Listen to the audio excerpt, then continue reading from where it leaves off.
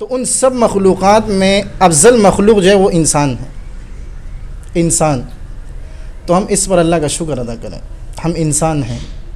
پھر انسانوں کے بعد اللہ تعالیٰ نے ہم پر ایک اور احسان کیا، ہم اور آپ کو مسلمان پیدا فرمایا۔ مسلمان، آپ دیکھتے ہیں انسانوں میں ہر قسم کے انسان ہیں یا نہیں ہیں؟ مسلمان بھی ہیں، کافر بھی ہیں، اور شرک کرنے والا بھی ہے، سکھ بھی ہیں، ہر قسم کے لوگ ہیں۔ لیکن اللہ تعالیٰ نے انسانوں میں جو بہترین انسان تھے وہ ہیں مسلمان۔ اللہ تعالیٰ نے ہمیں ان میں پیدا فرمایا، اس پر بھی ہم اللہ کا شکر ادا کریں۔ تو پہلے ہم کیا ہیں؟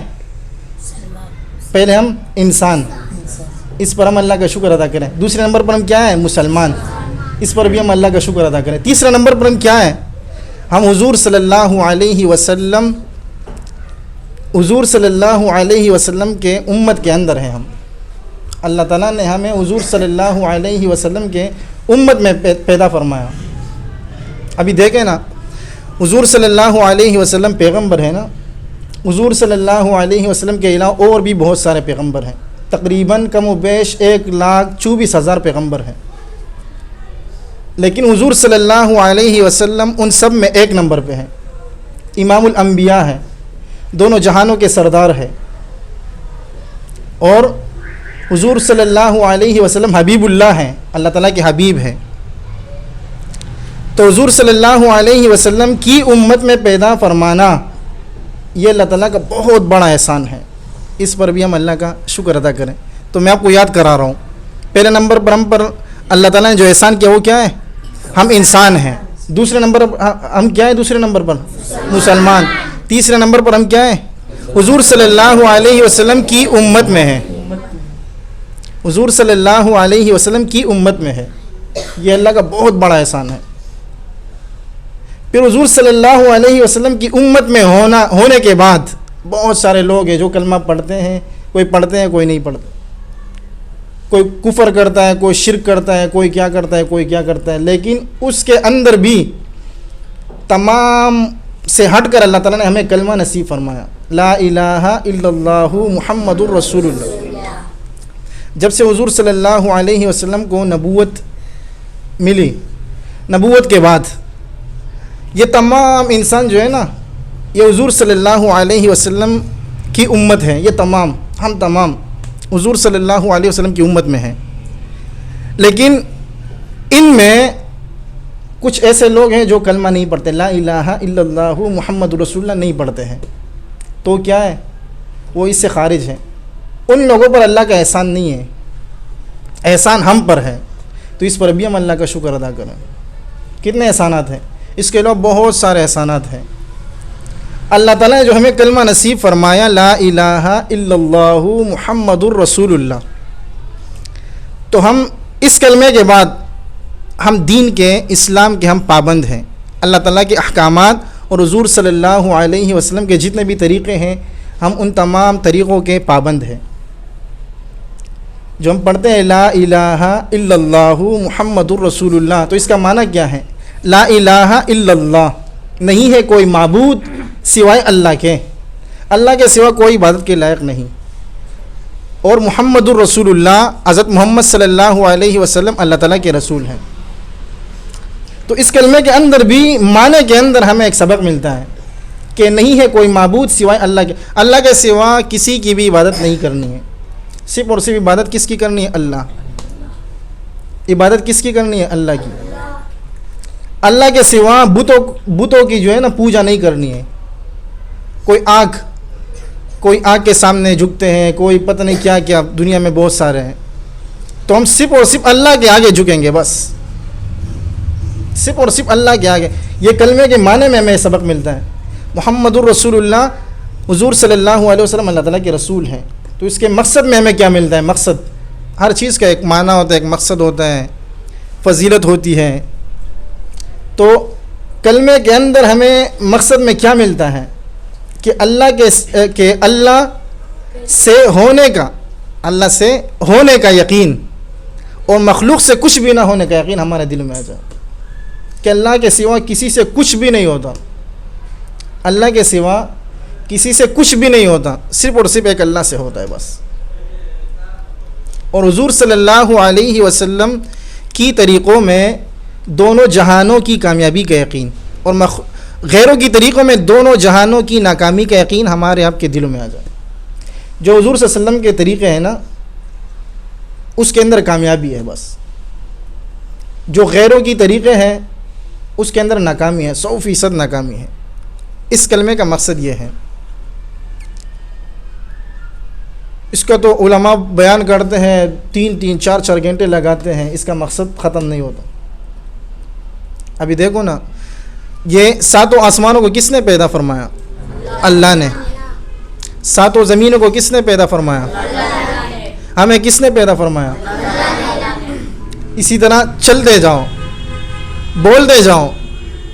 وہ کہتے ہیں نا، کولے ہو یا نہ کولے در، تجھ کو اس سے کیا غرض، تو اپنا کام کر. کیا؟ یعنی کہ کٹکھٹائے جا، کٹکھٹائے جا. پھر کہتے ہیں اگرچہ بت ہے جماعت کی آستینوں میں، مجھے ہے حکم آذان لا الہ الا اللہ. لا الہ الا اللہ کی دعوت دو. لا الہ الا اللہ جتنا کہو گے ختم نہیں ہوگا. اس کا معنی، اس کا مقصد، اس کی جو ہے نا اللہ کی بڑائی، حضور صلی اللہ علیہ وسلم کی تعریف ختم کبھی نہیں ہوتا. یہ لا الہ الا اللہ دلوں میں اتارنا ہے. لا الہ الا اللہ بنیاد ہے. بنیاد کیا ہے؟ لا الہ الا اللہ بنیاد ہے. ایک حدیث میں آتا ہے ایمان کی 70 سے زیادہ شاخیں ہیں، اور بعض روایت میں آئی ہیں 77 شاخیں. درخت ہوتی ہے نا، درخت کی شاخیں ہوتی ہیں. اسی طرح ایمان بھی ہے، اس کی شاخیں ہیں. تو ایمان کی 70 سے زیادہ شاخیں، بعض روایت میں 77 آئی ہے. ان میں سب سے افضل لا الہ الا اللہ کا پڑھنا ہے. لا الہ الا اللہ کا پڑھنا ایمان کی شاخوں میں سب سے افضل شاخ ہے. اور سب سے کم درجے کی شاخ وہ کیا ہے؟ راستے سے تکلیف دہ چیز کو ہٹا دینا. یہ بھی ایمان کی شاخوں میں سب سے چھوٹا شاخ ہے. ہم جب گلی سے گزرتے جائیں، راستے سے ہم گزرتے جائیں، تو ہم دیکھیں کہ کوئی پتھر، شیشہ، کانٹا، جو بھی چیز ہو، نقصان دہ چیز ہو، وہ ہم راستے سے ہٹائیں. وہ ہم ہٹائیں گے تو ہم ایمان والے کہلائیں گے. ایمان کا جو چھوٹا سا شاخ ہے اس پر ہم عمل کرنے والے ہوں گے. اگر وہ ہم نہیں ہٹائیں گے تو ایمان پر ہمیں ڈرنا چاہیے. ہم ڈرنا چاہیے کہ یار ایمان ہمارا اتنا کمزور ہو گیا، سب سے جو چھوٹا شاخ ہے ہم اس پر بھی عمل نہیں کر سکتے. اور من قال لا الہ الا اللہ دخل الجنہ، اللہ کے نبی صلی اللہ علیہ وسلم نے کیا فرمایا کہ لا الہ الا اللہ جس نے کہا وہ جنت میں داخل ہو گیا. من قال جس نے کہا، جس نے کہا، ابھی نہیں کہے گا، جس نے کہا، ایک دفعہ کہا، جس نے کہا. من قال جس نے کہا لا الہ الا اللہ دخل الجنہ، وہ جنت میں داخل ہو گیا. دخلا قالا یہ ایک طرح ہے. دخلا کا معنی ہے داخل ہو گیا، یدخلو کا معنی ابھی داخل ہوگا. تو یہاں پر ہے دخلا، جنت میں داخل ہو گیا. کتنی بڑی فضیلت ہے کلمے کی. تو ہم اس کلمے کا جو ہے نا ہم قدر کریں. ماں کے گود میں ہمیں یہ کلمہ ملا ہے، اس لیے ہمارے ساتھ اس کا احساس نہیں ہے. کلمے کے بعد ہمیں سب سے پہلا حکم، سب سے بڑا حکم ملا نماز کا. اور نماز مومن کی معراج ہے، افضل جہاد ہے. جو نماز نہیں پڑھتا اس کے لیے حضور صلی اللہ علیہ وسلم کی وعید ہے. آپ لوگ سب نماز پڑھتے ہو نا؟ نماز پڑھا کرو. من ترک الصلاۃ متعمدا فقد کفر او کما قال علیہ الصلاۃ والسلام. جس نے جان بوجھ کر نماز چھوڑی اس نے کفر کیا. قصدن، جس نے قصدن نماز چھوڑی اس نے کفر کیا. بین العبد و بین الکفر ترک الصلاۃ، بندے مومن اور کفر کے درمیان جو دیوار ہے، نماز کا چھوڑنا اس دیوار کو ڈھا دیتا ہے، یعنی گرا دیتا ہے. نماز کا چھوڑنا بندے مومن اور کفر کے درمیان کی دیوار کو ڈھا دیتا ہے. جو نماز چھوڑتا ہے تو بندے مومن اور کفر کے درمیان جو دیوار ہوتا ہے وہ نماز چھوڑنے کی وجہ سے وہ دیوار گر جاتا ہے. کفر کے قریب ہو جاتا ہے وہ. تو آج کے بعد ہم نماز نہیں چھوڑیں گے نا, سے وضو کا ایک ایک جز صحیح طرح سے ادا کریں گے. من توضأ فاحسن الوضوء خرجت خطاياه من جسده حتى تخرج من تحت اصفاره. حضور صلی اللہ علیہ وسلم نے کیا ارشاد فرمایا؟ من توضأ, جس نے اچھی طرح سے وضو کی. من توضأ فاحسن الوضوء, اچھی طرح سے جو وضو کرتا ہے. خرجت خطاياه, اس کے بدن سے اس کے گناہ جو ہے نا جڑتے رہتے ہیں, نکلتے رہتے ہیں. بدن میں جتنے چھوٹے چھوٹے گناہ ہوتے ہیں وہ سب نکلتے رہتے ہیں. خرجت خطاياه من جسده, اس کے جسم سے, اس کے جسم سے چھوٹے چھوٹے گناہ جتنے بھی ہوتے ہیں وہ نکل جاتے ہیں. حتی تخرج من تحت اظفاره, حتیٰ کہ اس کے ناخنوں کے اندر جو چھوٹے چھوٹے گناہ ہوتے ہیں وہ بھی نکل جاتے ہیں. وضو کی وجہ سے, جب ہم صحیح طرح سے وضو ادا کرتے ہیں, صحیح طرح سے وضو ہم کرتے ہیں, اس کی وجہ سے پھر ہم جب نماز پڑھتے ہیں اس کی وجہ سے اللہ تعالیٰ کتنے گناہوں کو معاف فرمائیں گے, آپ خود سوچیں. اور پھر دوسری حدیث میں ہے, اللہ کے نبی صلی اللہ علیہ وسلم نے کیا ارشاد فرمایا؟ مفتاح الجنت الصلاۃ و مفتاح الصلاۃ الطہور, کہ جنت کی کنجی نماز ہے. جنت کی کنجی ہمیں چاہیے نا, وہ نماز ہے. اور نماز کی کنجی وضو ہے, وہی وضو جو ہم صحیح طرح سے ادا کریں.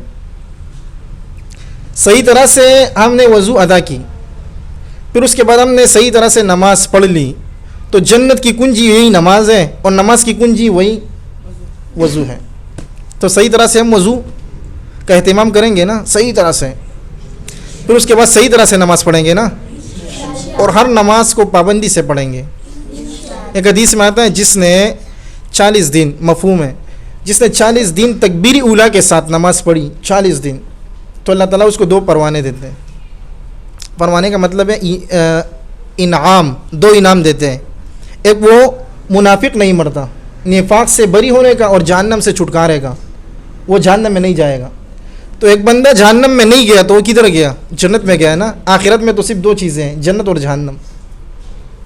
ایک حدیث میں ہے جو 5 وقت نمازیں اہتمام کے ساتھ پڑھتا ہے اس کو اللہ تعالیٰ 5 انعامات دیتے ہیں. وہ 5 انعامات کتنے بڑے بڑے انعامات ہیں, آپ سوچیں. پہلا انعام رزق کی تنگی, اس سے ختم ہو جاتی ہے. رزق کی تنگی کیا ہے؟ وہ رزق میں صرف یہ خوراک کھانا پینا نہیں ہے, رزق میں کپڑے ہیں. اللہ تعالیٰ آپ کے کپڑے, چپل, ٹوپی, سب چیزوں کا اللہ تعالیٰ بندوبست کریں گے. ختم, دنیا کی مصیبت ختم. یہی ایک انعام میں. دوسرا انعام, اللہ تعالیٰ قبر کا عذاب اس سے ہٹا دیا جاتا ہے. اللہ تعالیٰ اس کو جو ہے نا قبر کا عذاب نہیں دیں گے. قبر کا عذاب ختم. قبر کا عذاب کتنا خطرناک ہے, نماز کی وجہ سے وہ ختم ہو جاتا ہے. تیسرا انعام, عمل نامہ اس کو دائیں ہاتھ میں ملے گا.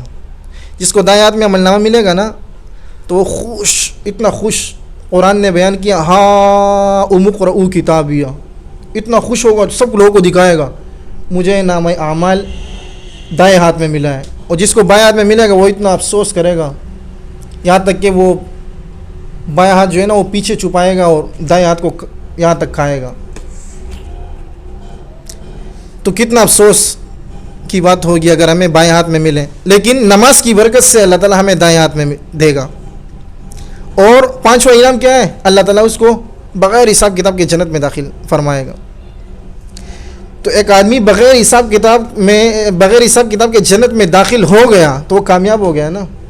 یہ چاروں, پل صراط کا پل, 4تھا انعام میں نے چھوڑ دیا. پل صراط کے پل پر وہ بجلی کی کڑک کی طرح گزر جائے گا. بجلی کی جو کڑک ہوتی ہے نا, ہم ایک ادھر بٹن دباتے ایک دم بلب کھل جاتا ہے, اسی طرح پل صراط کے پل پر وہ گزر جائے گا. 500 1500 سال ٹوٹل.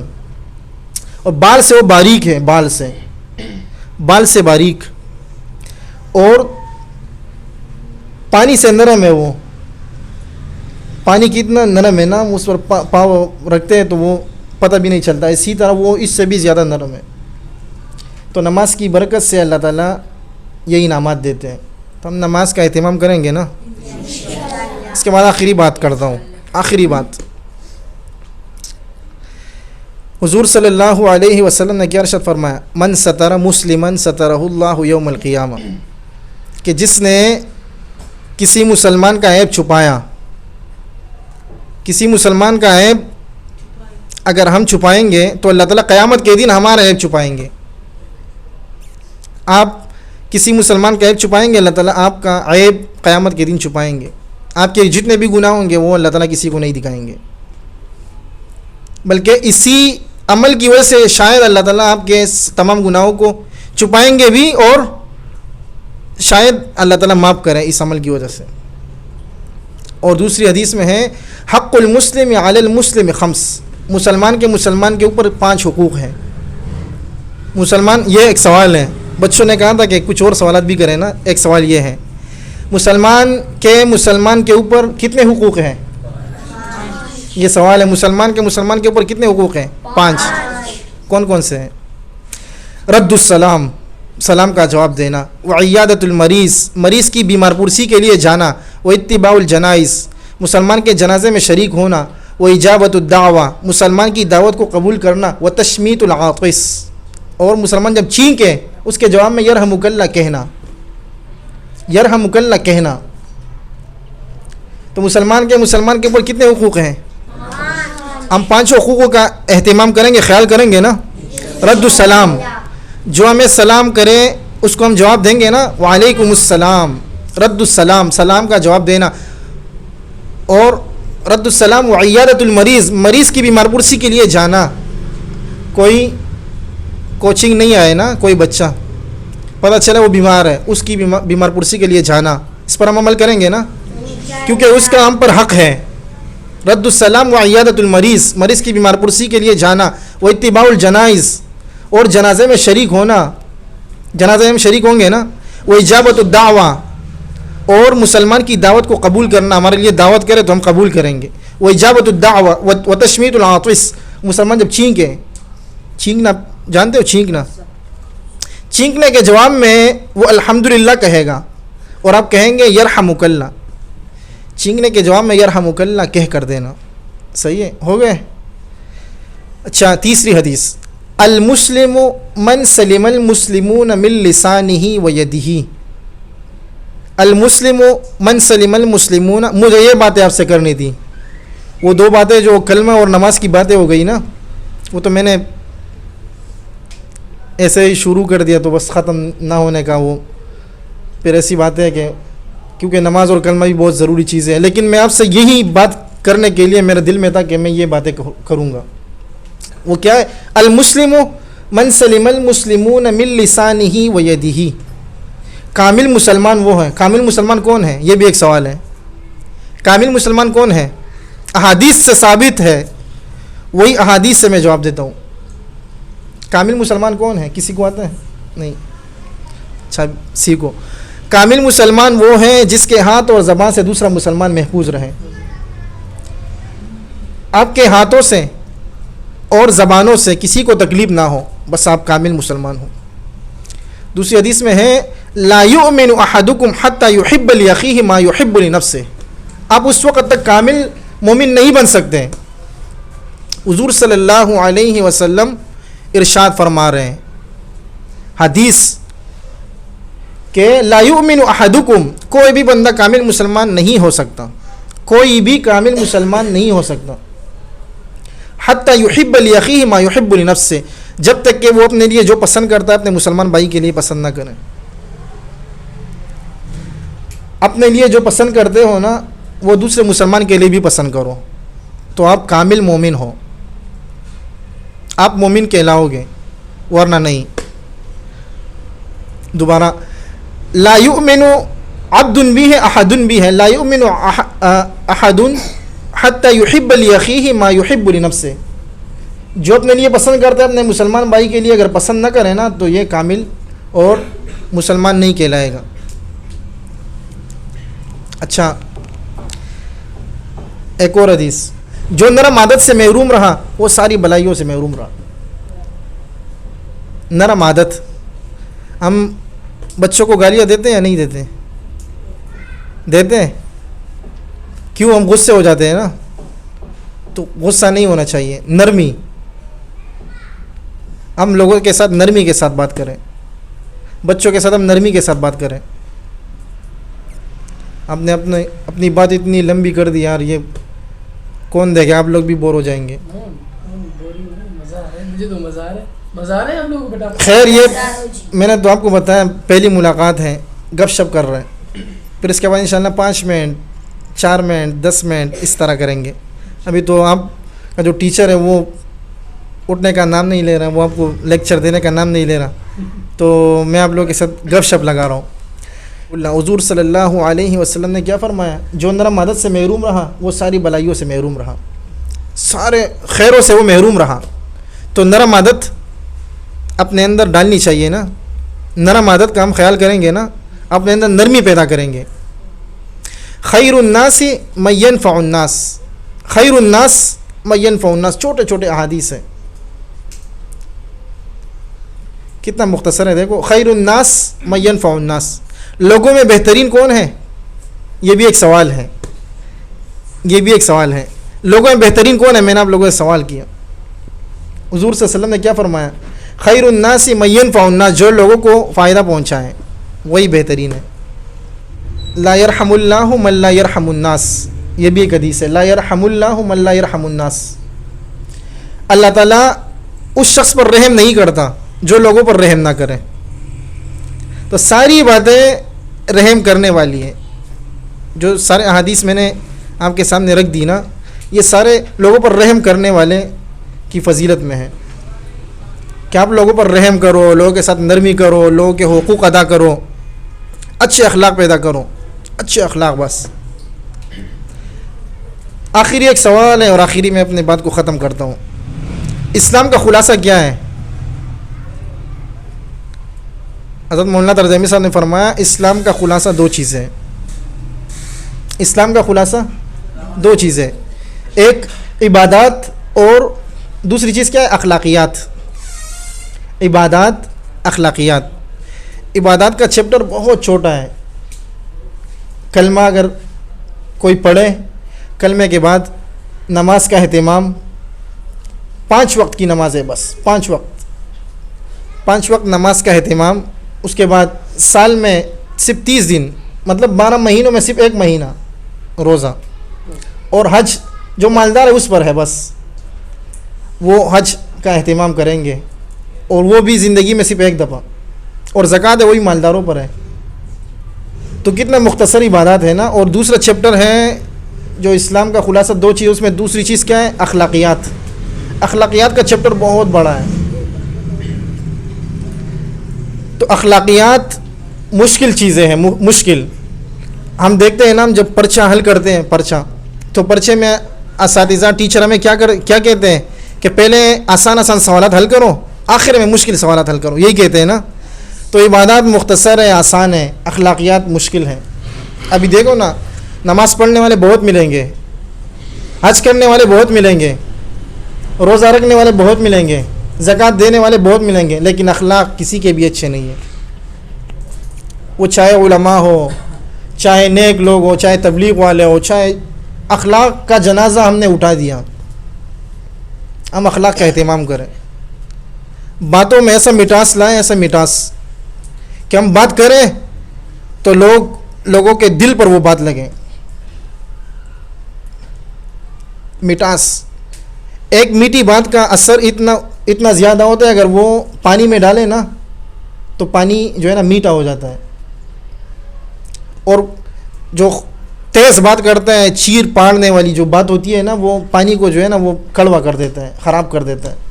ہمیں تو پتہ نہیں چلتا, لیکن اس کا اتنا اثر ہے. تو ہم ان باتوں پر اکتفا کرتے ہیں. اللہ تعالی ہمیں عمل کرنے کی توفیق عطا فرمائے. نماز کا اہتمام کریں گے نا, اور جو ہم نے چھوٹے چھوٹے سوالات آپ سے پوچھے وہ یاد کریں گے نا, اوروں کو سکھائیں گے. اور نماز کے بعد میں نے تیسری بات کیا رکھی آپ کے سامنے, اخلاق کا اہتمام کریں گے نا. نرم عادت اپنے اندر پیدا کریں گے, نرم عادت, نرمی سے بات کریں گے, اخلاق سے بات کریں گے, اچھی بات جو ہے نا لوگوں کو کے ساتھ اچھی باتیں کریں گے, بری باتیں نہیں کریں گے, گالی نہیں دیں گے کسی کو, اپنے ماں باپ کا جو ہے نا عزت احترام کریں گے. اور سب کو میں آخری بات یہی کرتا ہوں, رات کو جو ہے نا, رات کو سونے سے پہلے اپنی والدہ کا اور اپنے والد صاحب کا جو ہے نا پیر دبائیں. صحیح ہے, ٹھیک ہے، یہ کرنے کا کام ہے، کریں گے نا سب؟ اللہ تعالیٰ ہمیں عمل کرنے کی توفیق عطا فرمائے.